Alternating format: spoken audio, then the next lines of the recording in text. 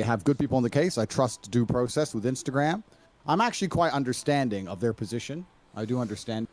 So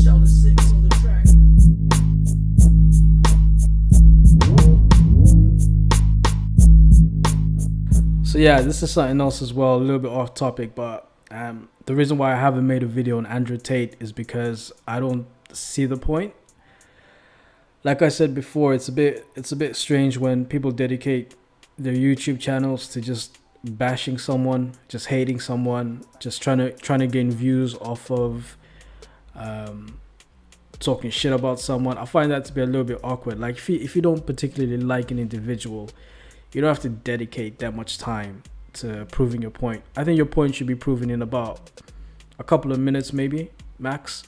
But when you're just constantly dishing out videos after videos after videos after videos, it's kind of like you cannot really prove your point. You're trying to scratch at everything. You know what I mean? You're using a fishing net to catch small fish. So yeah, that's the only reason why I haven't made a video about it. And also the other thing is he doesn't really particularly bother me. Sorry if you can hear the sirens. London's a bit crazy right now, man. London has streets is rough out here. Anyway, back to my joyous Andrew Tate.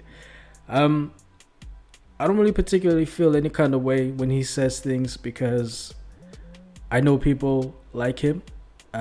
What I mean is not rich, not millionaires, but in terms of the bravado, in terms of the machismo, in terms of the character, in terms of the banter. That's the other thing as well. A lot of people, they don't understand that half the things he says is he's just trying to be funny because he gives examples that are just so over the top. They're just not real. They are just not real. And a lot of people get upset and offended, but it's like you can tell he's exaggerating in some things that he says. You can tell it's banter. You know, somebody gave the example of him not giving mouth to mouth. But if his brother needed mouth to mouth resuscitation, I guarantee you he would be the one to go in and give his brother mouth to mouth resuscitation, regardless of the fact that it's a man. So some of the things that he says, you know, people get upset. But to me, I don't really get upset at that because one, I grew up with people like that.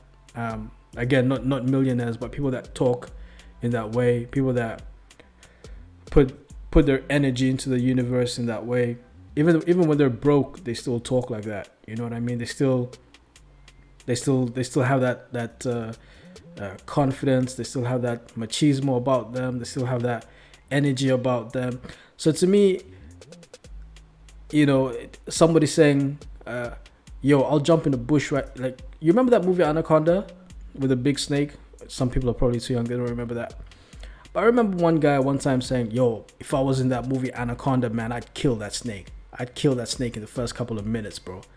You know, crazy shit like that. Like, I'd if I fell into a gorilla enclosure at a zoo, man, I'd fight the gorilla, man, and I'd probably win.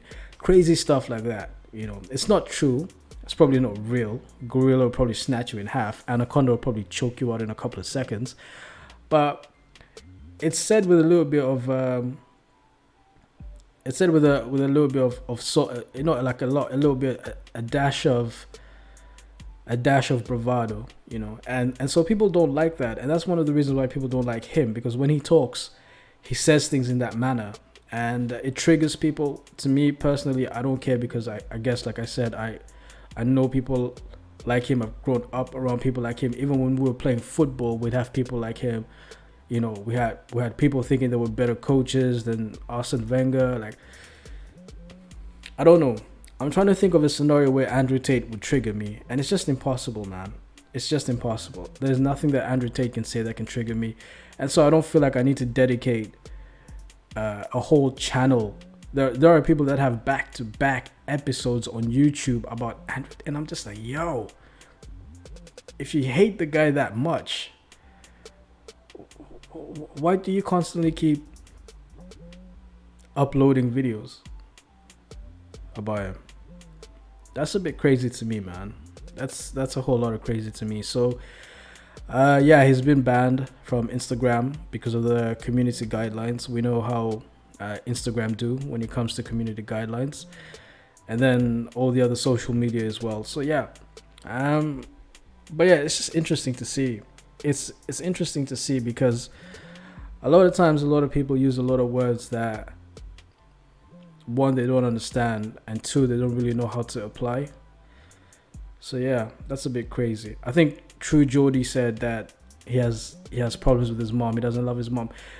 If you actually followed him, you'd see in one of the episodes he talks about how when he first his first bit of money, he actually retired his mom. His mom now lives in Spain. His mom doesn't have to pay any bills. He bought his mom a house in Spain and she's retired in Spain and she lives in Spain. She doesn't have to work anymore.